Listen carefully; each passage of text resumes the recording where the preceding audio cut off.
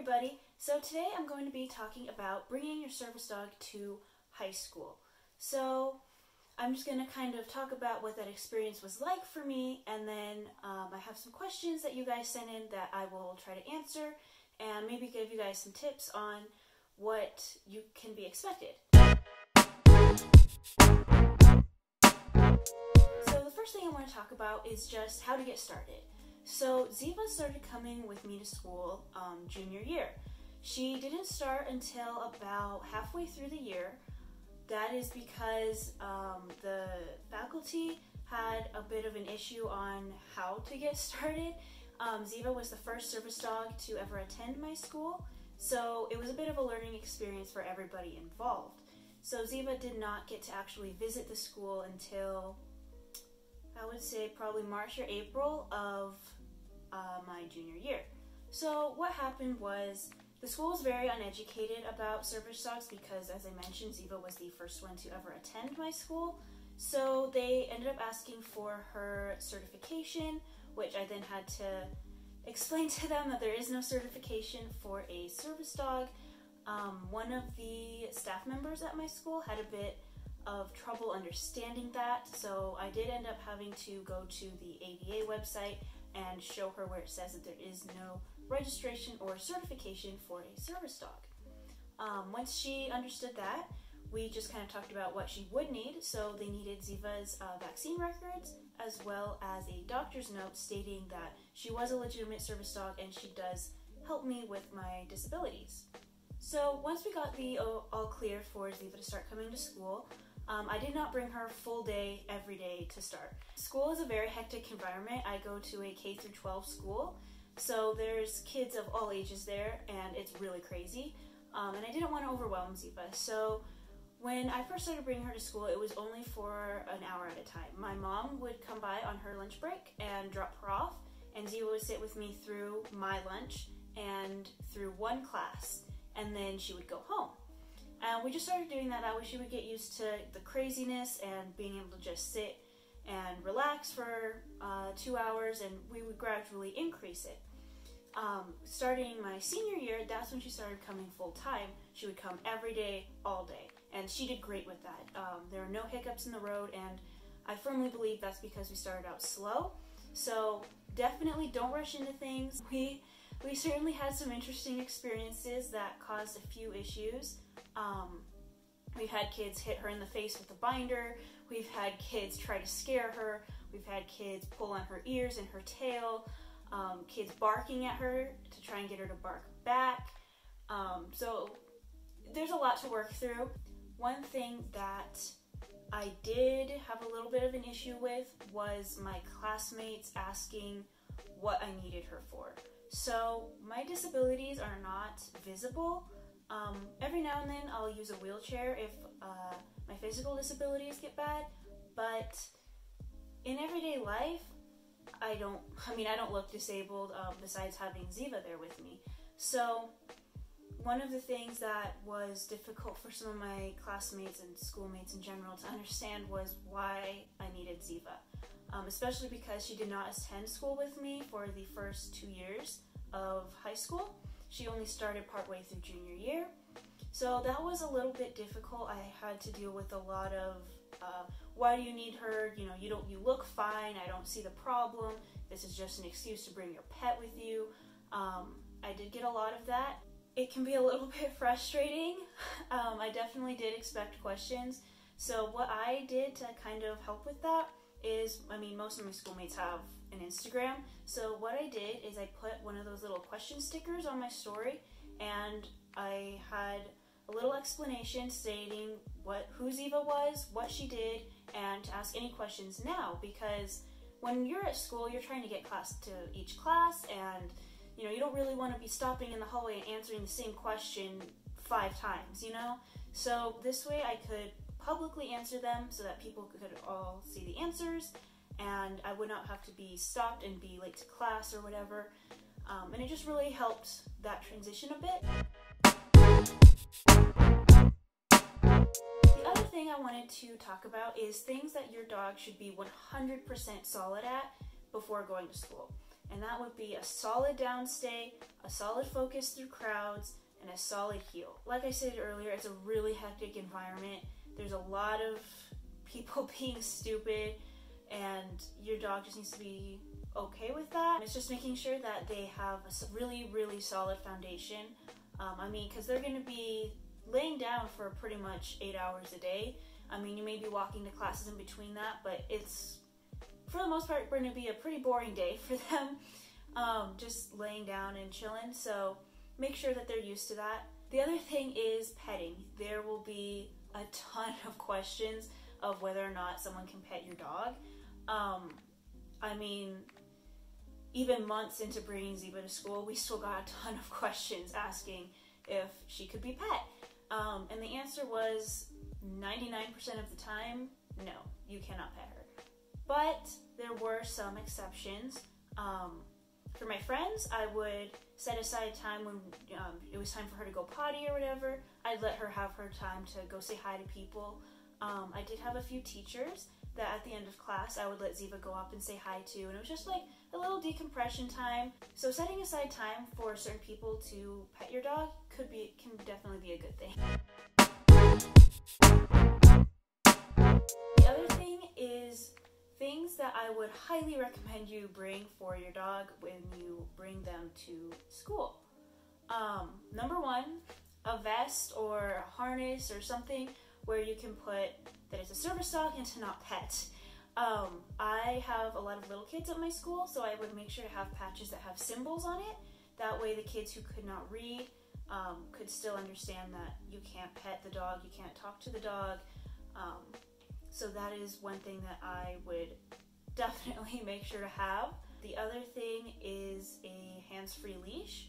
You don't have to have a hands-free leash, but I found that it was super easy to do because in the hallways you're carrying books, you're carrying binders, you don't want to have to worry about carrying a leash too. The other thing that's nice is I can just wear her the whole day. I don't have to worry about, taking off the leash, making sure it's not getting stepped on or whatever. It's just, she's attached to me at all times and we're fine, we're good to go. Another good thing to have would probably be a ball and a rope. This way you can play with them during free time and they're not chasing a ball across the room. It's still somewhat under control. You can play tug of war with it, but it's still kind of controlled. It's not just chucking a ball and then they're running across the room or whatever. But definitely having a toy so that way they can relax when they are off duty is definitely a good thing to have. And then the last thing that I would highly recommend is a sit kit. So we all know accidents happen. If your dog throws up or they get an upset stomach and they have diarrhea, it's always a good idea to have a sit kit. So I would have a plastic bag, just a grocery bag in my locker, and it had Clorox wipes, paper towels, and hand sanitizer. And that way, if my dog gets sick, I can effectively take care of it and throw it away. So now I just kind of want to answer some of your questions. I asked you guys if you had any questions relating to going to high school with a service dog. So I have them all written down. They're on my computer. Question 1. What if another student is allergic? Do they still allow the service dog? Yes. So the ADA says that you cannot be discriminated against for having a service dog. It doesn't matter if someone is afraid of dogs or if they're allergic or whatever. That being said, that doesn't mean that the allergic person can just suffer. Both students have to be accommodated, and if that means one sits in the front and one sits in the back, then that's what happens. Question number 2. Are they allowed in labs? Ziva was allowed in my labs. Our sciences are kind of funky. We don't take all of our sciences in the same year. So I only ended up taking physics and biology with Ziva. I took chemistry before that. So there was no dangerous chemicals or anything really going on.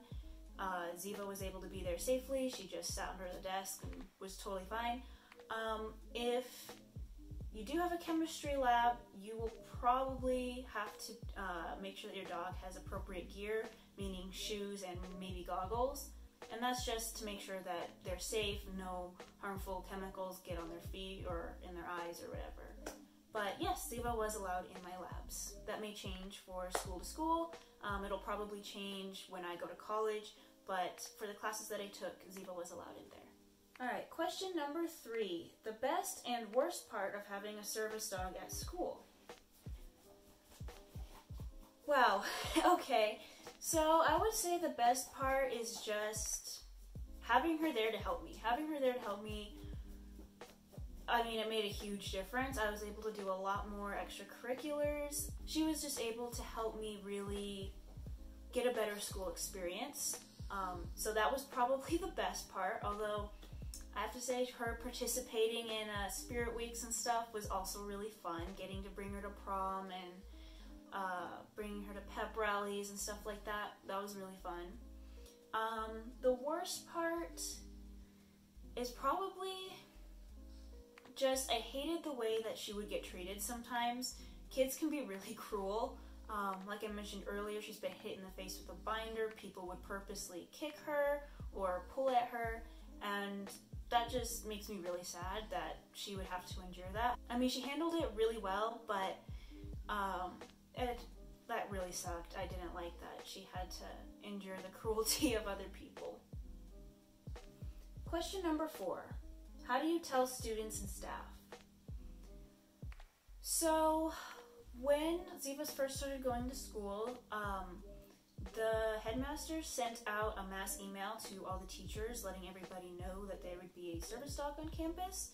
So the teachers already knew that she was going to be there, and the only teachers that knew about what she did specifically were my teachers, because they needed to know for accommodations and stuff like that.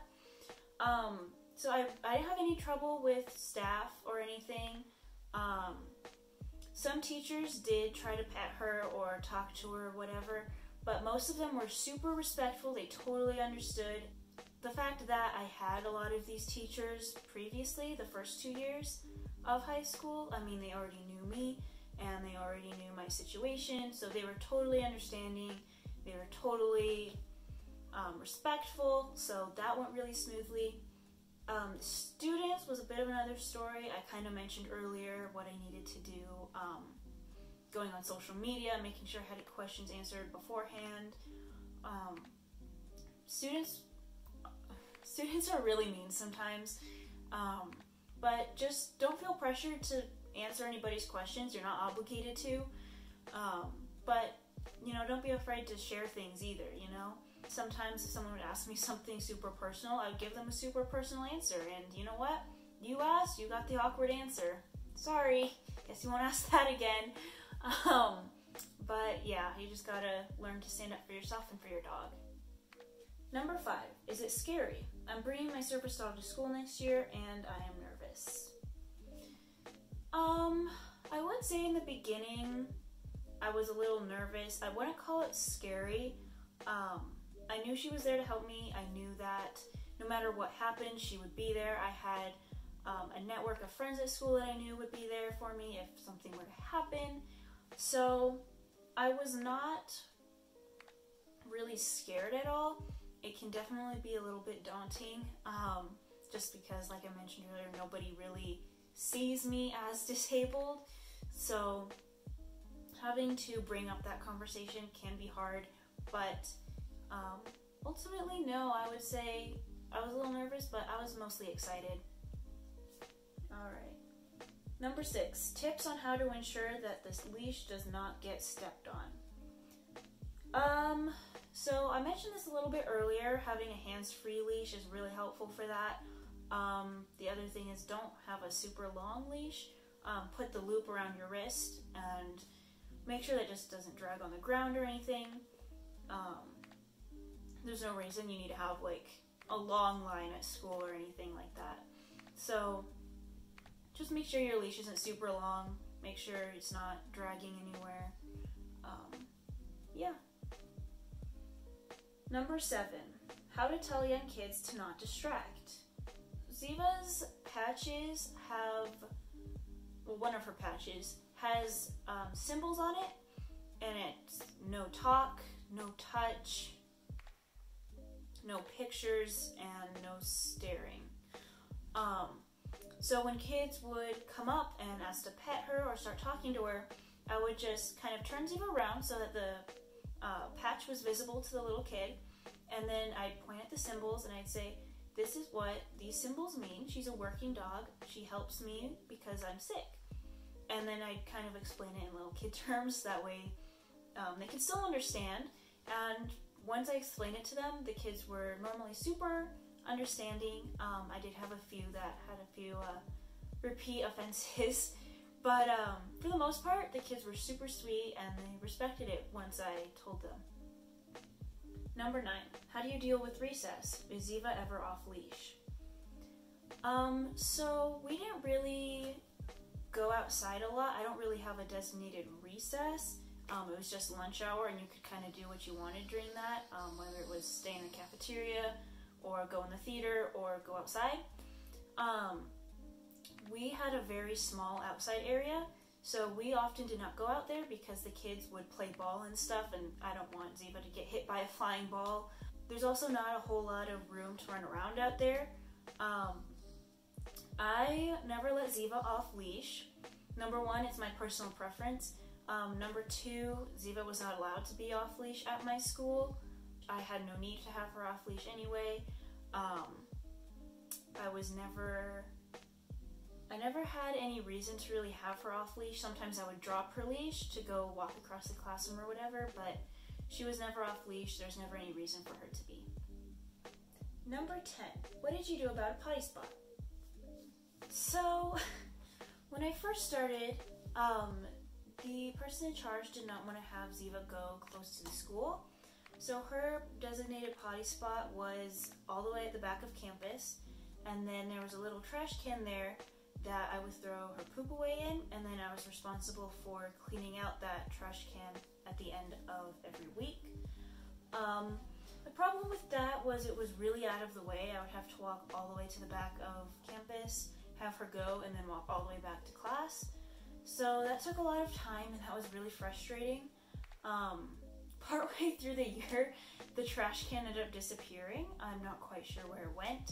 At that point, I just started taking her potty on the side of the building, and then I would throw her poop away in one of the outside trash cans, and that's what we did for the rest of the year. Well, that's it. I hope this video helped you guys with your high school experience with your service dogs. I hope I answered all your questions. If there's any other questions that you guys have, feel free to comment them down below and I will do my best to answer them. But that is it. Thank you guys for watching and see you next time.